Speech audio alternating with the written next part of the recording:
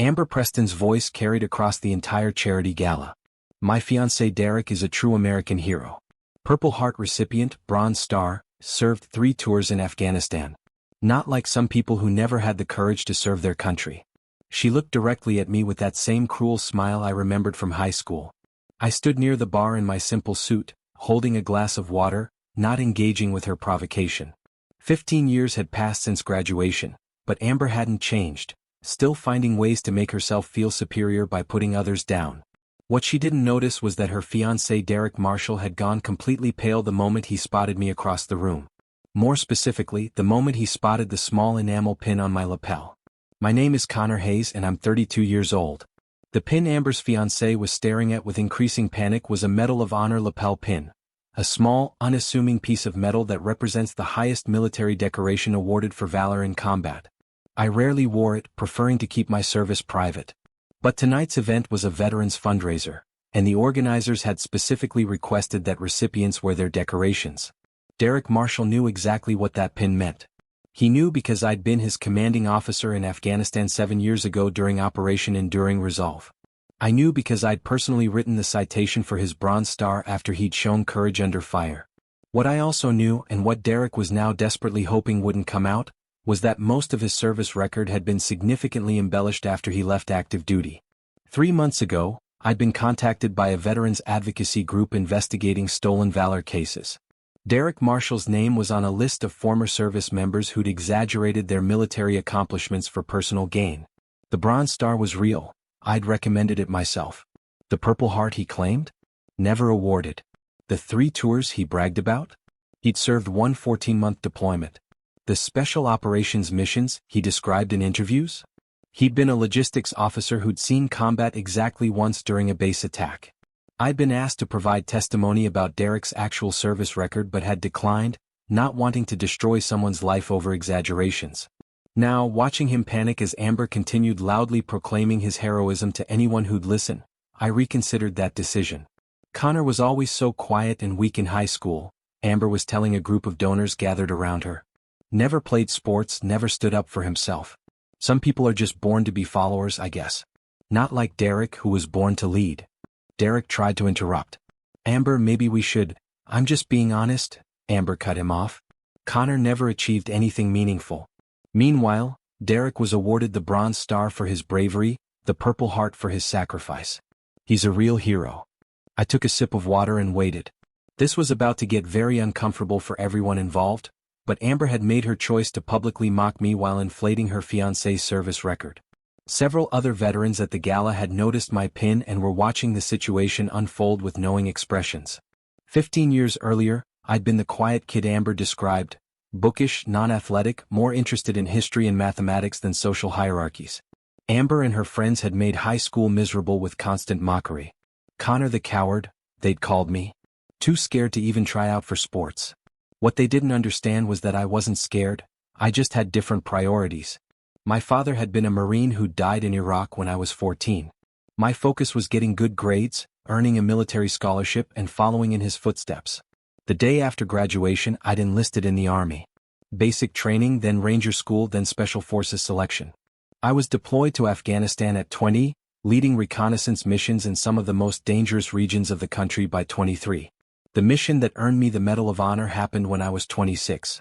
My 12-man team had been pinned down by a numerically superior enemy force. We'd taken casualties, were low on ammunition, and extraction was impossible due to heavy fire on our position. I'd made the decision to provide covering fire while my team evacuated, knowing the odds of my own survival were minimal. I'd held that position for 43 minutes, taking multiple wounds, eliminating 17 enemy combatants, and ensuring every member of my team made it to the extraction point alive. I'd nearly died from blood loss before medevac arrived. The Medal of Honor ceremony happened 6 months later, after I'd recovered from my injuries.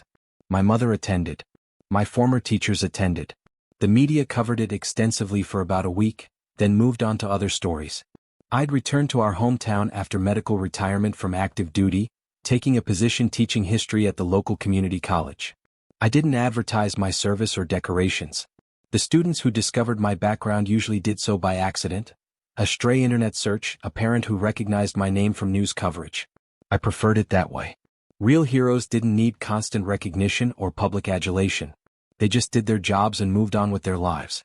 Derek Marshall had been one of my logistics officers during my final deployment. He'd been competent, professional, and had indeed shown courage during a base attack that killed 3 soldiers and wounded a dozen others. I'd recommended him for the Bronze Star for his actions coordinating the defense and ensuring wounded personnel received immediate medical attention. That was all true. The embellishments came later. After leaving active duty, Derek had apparently discovered that military service, especially embellished military service, opened doors in the civilian world. Job opportunities, speaking engagements, social status. He'd gradually inflated his record, adding decorations he'd never earned and missions he'd never participated in. When confronted by the Veterans Advocacy Group, he'd claimed misunderstandings and honest mistakes about his service details. The advocacy group had been preparing to publicly expose him when I'd requested they hold off, giving him a chance to quietly correct the record himself. That had been 3 months ago. Clearly he hadn't taken that opportunity. Instead, he'd gotten engaged to Amber Preston and was letting her broadcast his fictional heroism to anyone who'd listen. The grace period I'd offered was officially over. Derek's unit cleared entire villages of insurgents. Amber continued her narration to the increasingly uncomfortable group of donors. Several were glancing between her, Derek's panicked expression, and my calm demeanor. He led dangerous nighttime raids, rescued hostages, basically everything you see in the movies. That's my man, a real warrior. A voice behind me spoke quietly. That's not exactly accurate, is it, Captain Hayes? I turned to find Colonel Patricia Brennan, my former battalion commander, standing with a slight smile. She'd noticed the situation developing and decided to intervene. Hello, Colonel, I greeted her. It's been a while. It has, she agreed, her voice still quiet but carrying authority. Though I'm confused by Miss Preston's description of Lieutenant Marshall's service record. It doesn't match what I remember. Derek's face had gone from pale to green. He recognized Colonel Brennan immediately. She'd been the commanding officer for our entire battalion during that deployment. She knew everyone's actual record. Ma'am, Derek managed weakly. Colonel Brennan, what a surprise. Is it? She asked, her tone sharp. This is a veterans fundraiser, Lieutenant. Where else would I be?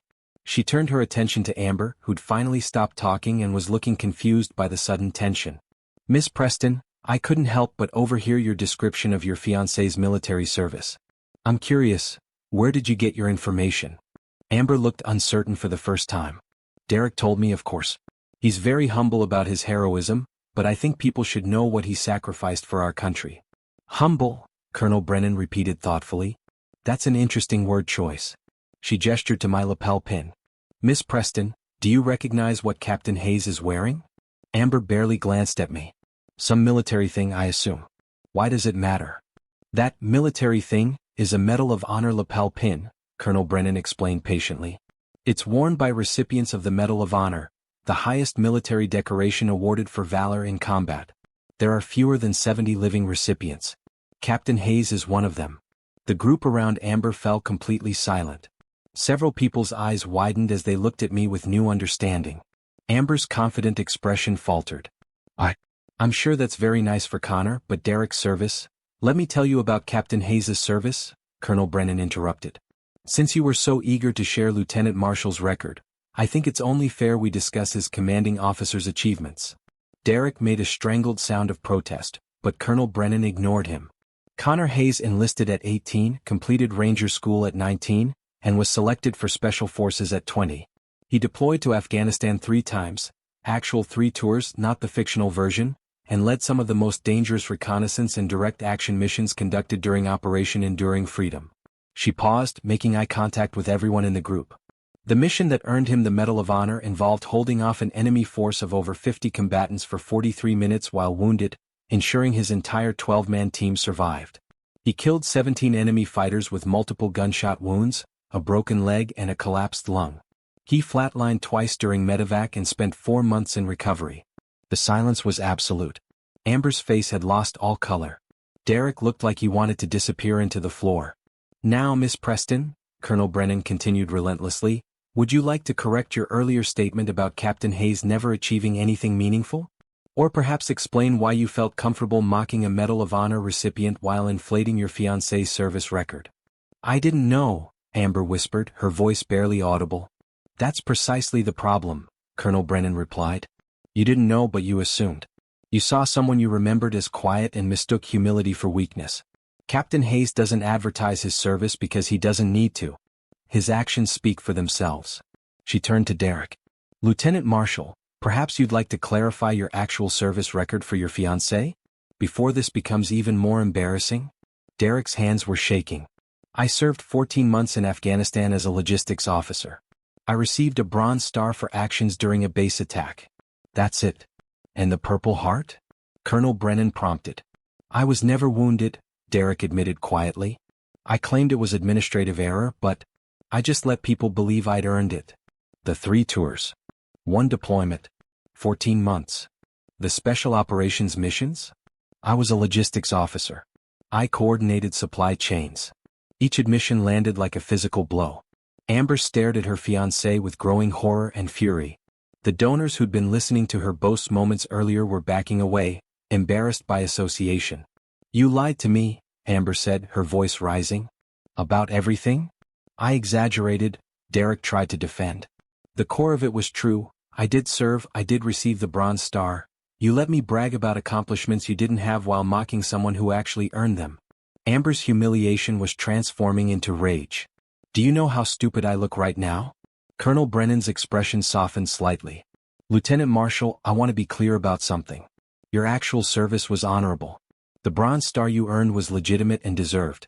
You showed genuine courage during that base attack and soldiers lived because of your actions. That's nothing to be ashamed of. Derek looked up hopefully.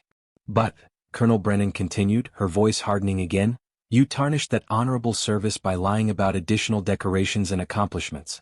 You stole valor that belonged to others. And you did it for what? Social status? Career advancement? Impressing your fiancé? I'm sorry, Derek said weakly. Sorry you got caught. I spoke for the first time, my voice quiet but carrying across the group. You've had 3 months to correct the record, Derek. The Veterans Advocacy Group contacted you in March. I personally requested they give you time to quietly fix your mistakes before going public. Derek's eyes widened. You knew. I commanded you, Derek. Of course I knew your actual record. I wrote your Bronze Star citation myself. I know exactly what you did and didn't do during our deployment. I stepped closer, maintaining eye contact. I gave you a chance to do the right thing. To honor your legitimate service without the lies. You chose not to take it. I was going to, Derek protested. Amber was so proud and her family was impressed, and I didn't know how to tell them the truth without looking like a liar. I suggested. Because that's what you are, Derek.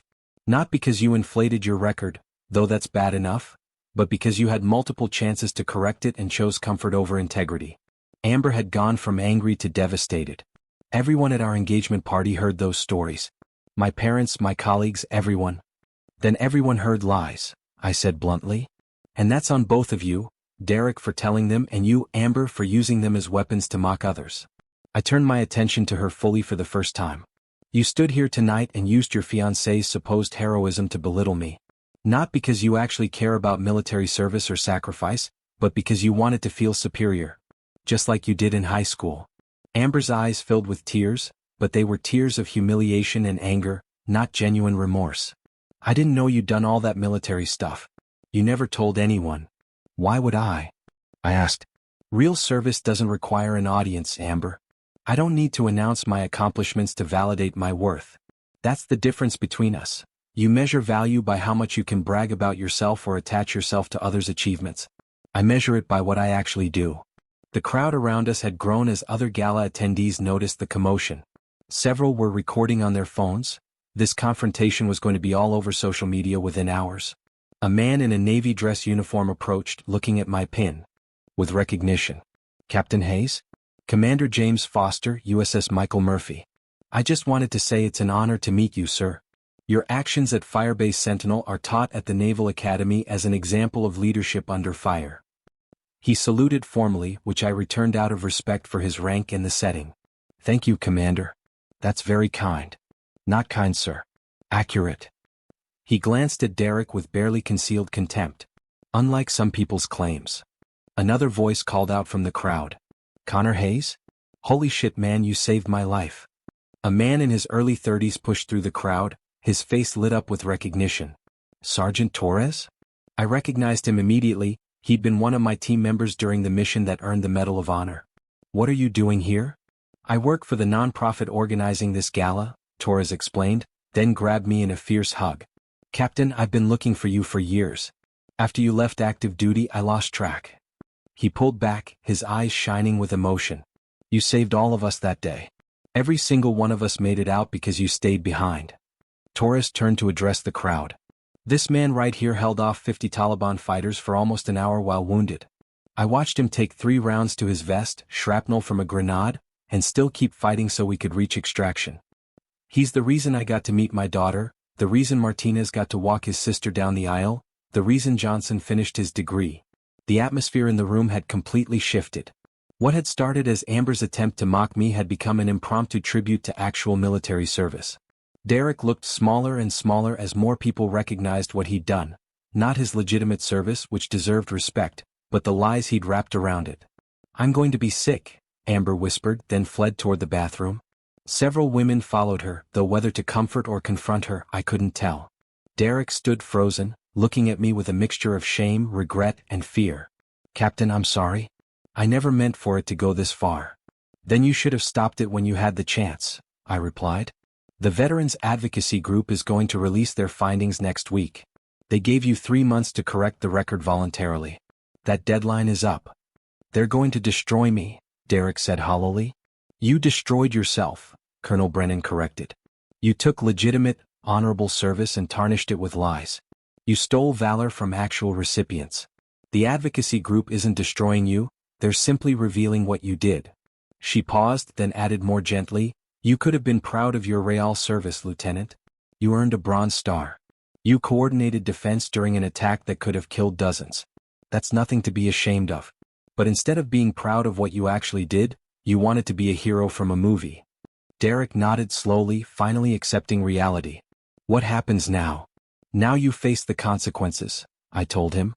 The advocacy group will release their report. You'll likely face legal charges for falsely claiming medals you didn't earn.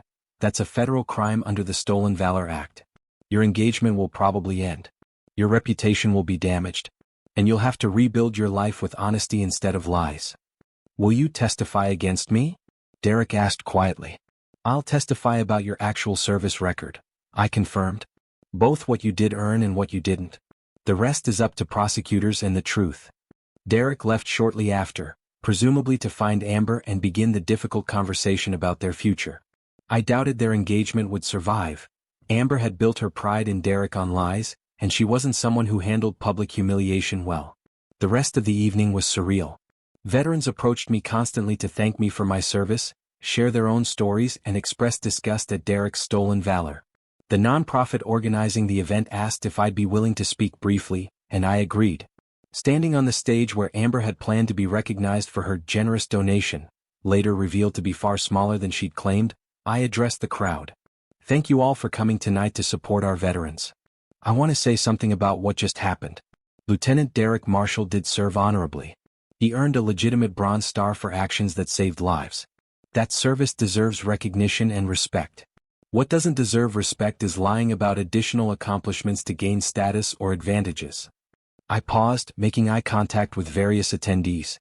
Real heroes, and I mean actual medal recipients, not just people labeled heroes by society, rarely talk about their service. They don't need to. The people who served with them know. The people whose lives they saved know. That's enough. Stolen valor doesn't just harm the individual doing it. It diminishes everyone who served honestly. It takes recognition from those who earned it and gives it to those who didn't. And it betrays the trust of people like Miss Preston, who believed they were supporting a genuine hero. I held up my Medal of Honor pin. I wear this tonight because the organizers requested it. I rarely wear it otherwise. Not because I'm ashamed of it, but because the men and women I served with, the ones who didn't make it home, deserve the recognition more than I do. I was just lucky enough to survive. The room was silent except for some quiet crying from various attendees. If you take anything from tonight, let it be this: honor the service of those who actually served. Question claims that seem too dramatic or movie-like. Support veterans through action, not just words. And remember that quiet humility is often more meaningful than loud bragging. The applause was sustained and heartfelt. As I left the stage, Sergeant Torres approached again with several other former team members I hadn't realized were attending. "Captain, we have a tradition," Torres explained. "Every year on the anniversary of Firebase Sentinel, we get together to remember. We'd love for you to join us." "I'd be honored," I replied sincerely. These were the people whose opinions actually mattered, not social climbers like Amber or stolen valor cases like Derek, but the men and women who'd been there and understood the reality of service. Amber returned eventually, her makeup ruined and her confident demeanor shattered. She avoided me completely, leaving the gala within 20 minutes without saying goodbye to anyone. I heard through the social media grapevine later that she'd ended her engagement to Derek that same night, posting a vague statement about discovering incompatible values. The comments section had been brutal, with many people who'd been at the gala sharing what had actually happened. Derek's stolen valor was exposed publicly within 48 hours. The Veterans Advocacy Group released their comprehensive report detailing exactly which decorations he'd falsely claimed and which accomplishments he'd fabricated. The media picked up the story, especially given the dramatic confrontation at the charity gala that had been captured on multiple phones. Derek issued a public apology that read as more defensive than remorseful. He emphasized his legitimate Bronze Star while downplaying the lies as misunderstandings and honest mistakes. The veteran community wasn't buying it. Federal prosecutors announced they were reviewing the case for potential charges under the Stolen Valor Act. Derek hired an attorney and disappeared from public view. His LinkedIn profile was deleted, his social media accounts went private, and he reportedly left town to stay with family in another state. Amber, meanwhile, became the subject of significant online mockery. Videos of her bragging about Derek's fictional heroism while standing feet away from an actual Medal of Honor recipient went viral. Memes were created.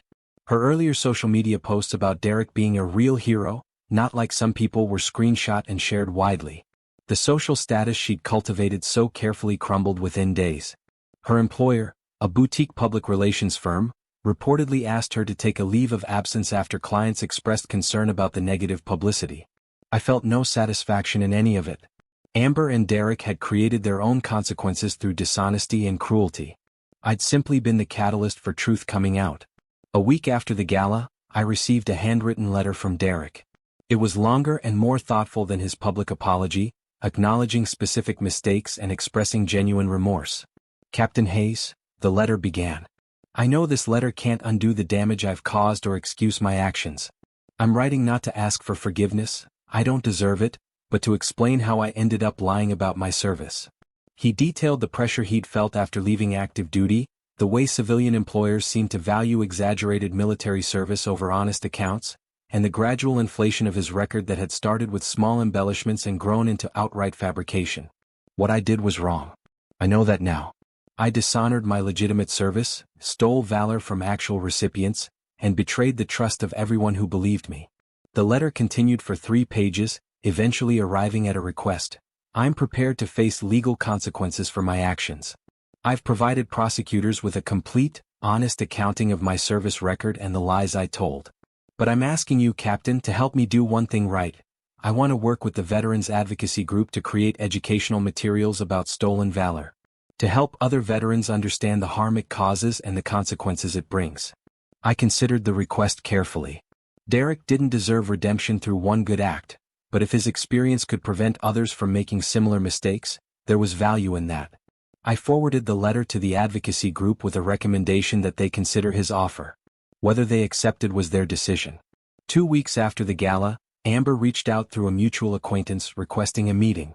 I agreed, curious about what she wanted to say.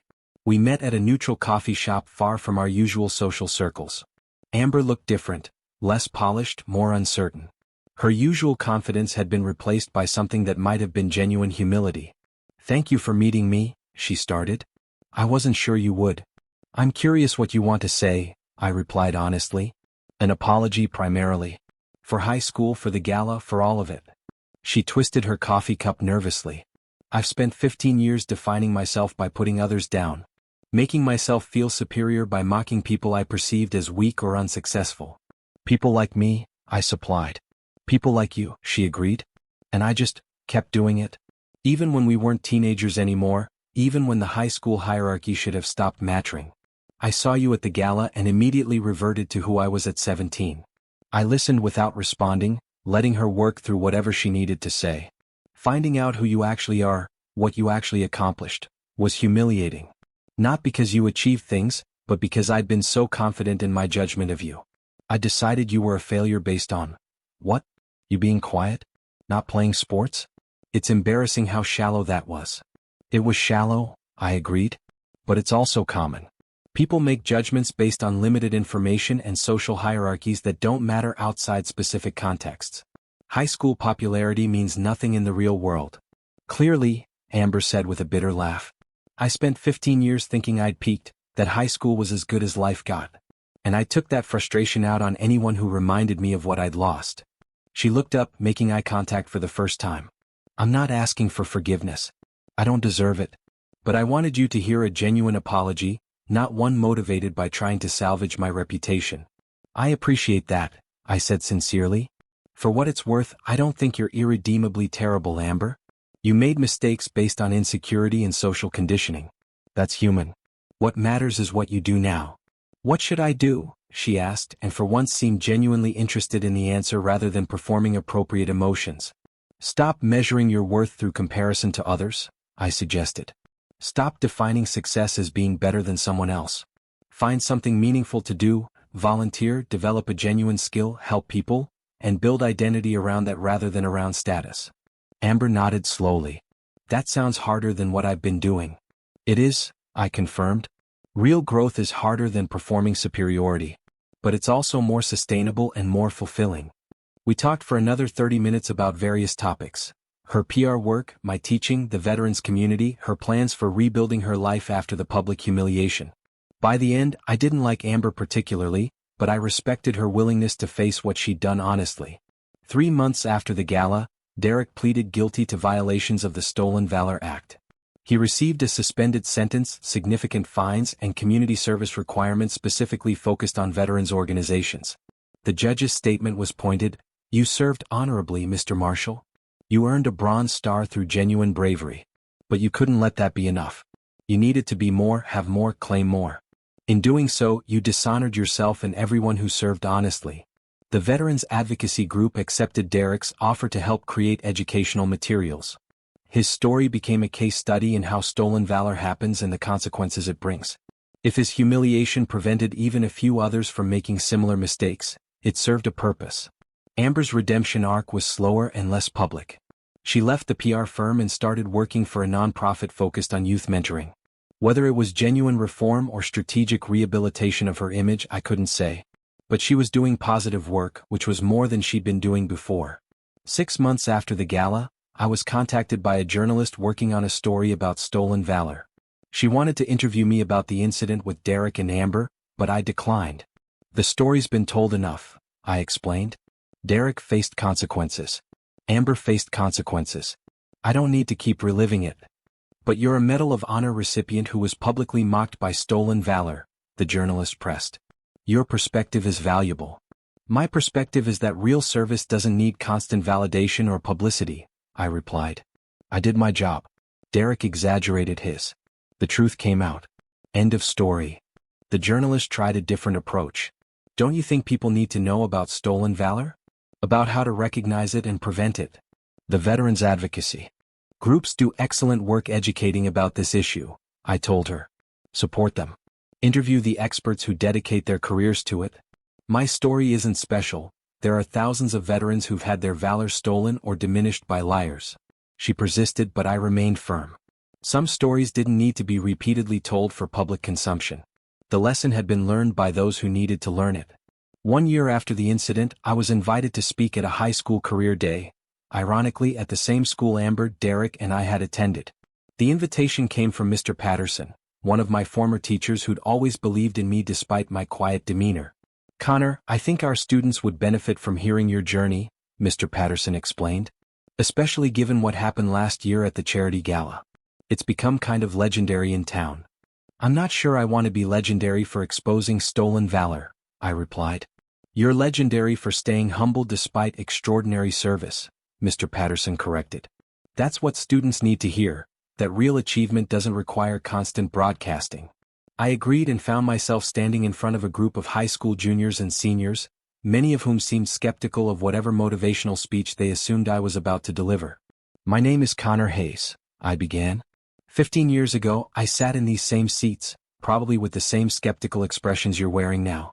I was the quiet kid, not athletic, not popular, mostly invisible to the social hierarchy that seems so important in high school.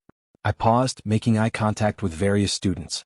Some of you are probably in similar positions, feeling invisible, underestimated, maybe bullied for being different or quiet or focused on things that don't fit the typical high school value system. Heads nodded slightly. I'd found my audience. I joined the military after graduation. Not because I was brave or wanted to be a hero, but because my father had served and I wanted to honor his memory. What I discovered was that quiet determination and focus, the same traits that made me invisible in high school, were actually valuable in military service. I shared abbreviated versions of my service, training, and deployments. Not bragging, just explaining the trajectory. The mission that earned me the Medal of Honor wasn't about being a hero. It was about doing my job under difficult circumstances. I made decisions to protect my team, and those decisions worked out. I was lucky. A student raised her hand. "Is it true you exposed a guy for lying about his military service?" "I didn't expose him," I corrected. "I wore a pin that indicated my actual service." He panicked because he knew his lies were about to be revealed. The truth exposed him, I just happened to be the catalyst. I explained stolen valor and why it mattered without naming Derek or Amber specifically. The lesson isn't about public humiliation or revenge. It's about integrity. About being honest about who you are and what you've accomplished. Real achievement doesn't need inflation or lies. Another student asked, "But don't you have to brag about yourself to succeed? Like on job applications and stuff?" "There's a difference between accurately representing your achievements and lying or exaggerating," I explained.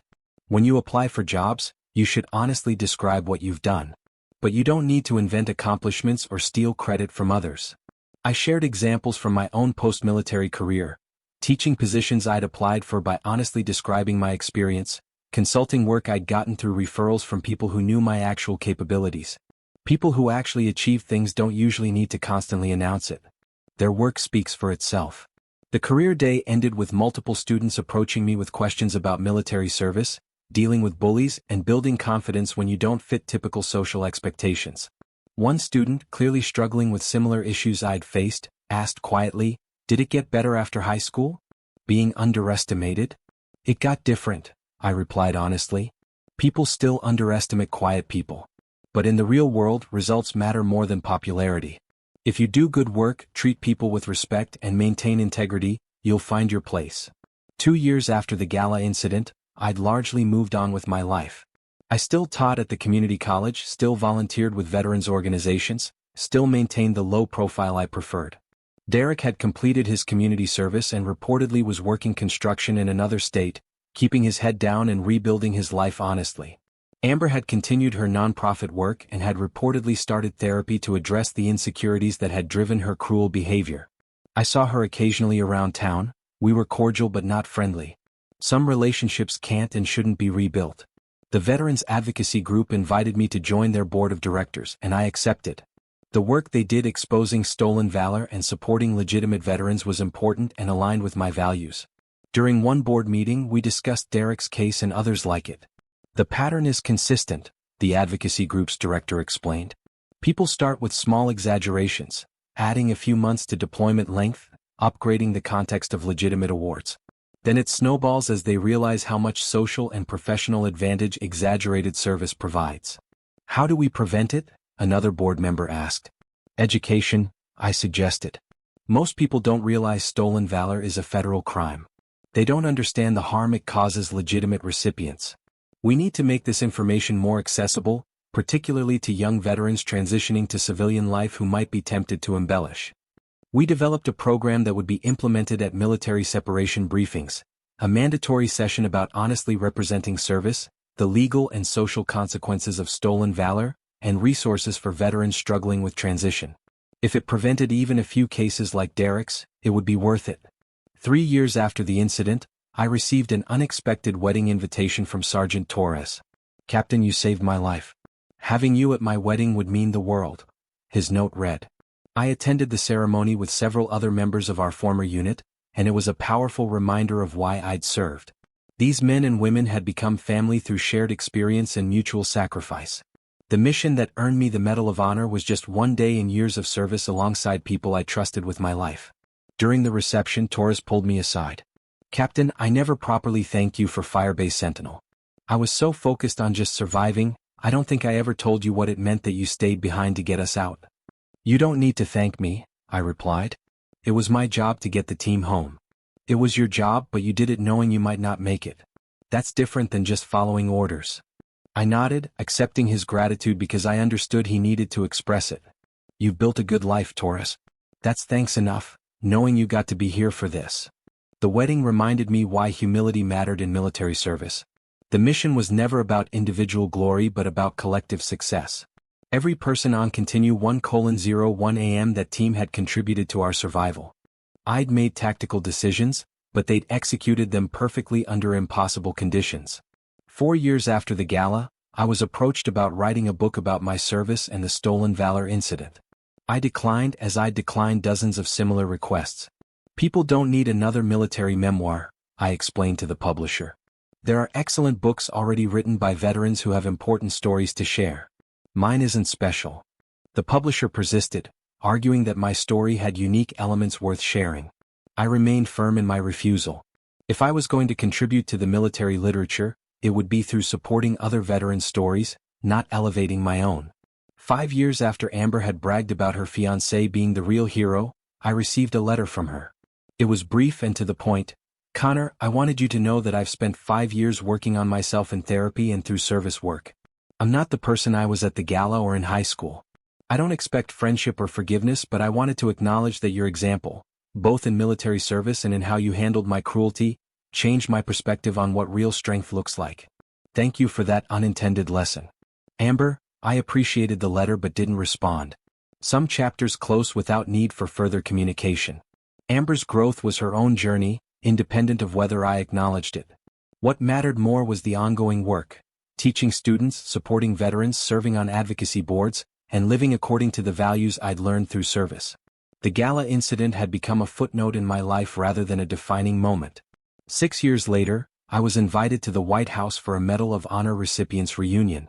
Meeting other recipients reinforced a consistent pattern I'd observed. The most decorated veterans were often the most humble, least interested in publicity, and most focused on ensuring their recognition honored fallen comrades rather than individual achievement. During the event, I met a young soldier who'd recently received the Medal of Honor for actions in Syria.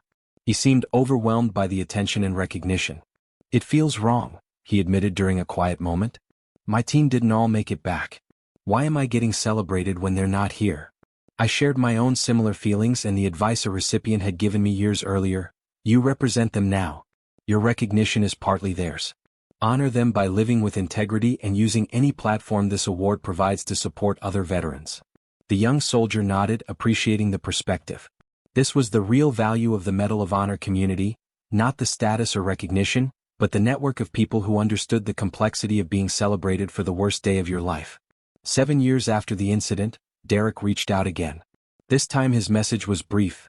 "Captain Hayes, I've completed 7 years of honest work, paid my debt to society, and rebuilt relationships with integrity. I know I don't deserve your acknowledgement, but I wanted you to know your confrontation, painful as it was, probably saved my life. I was spiraling into deeper lies before you exposed the truth. Thank you for that."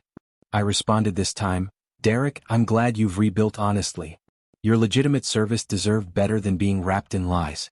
Good luck with continued growth."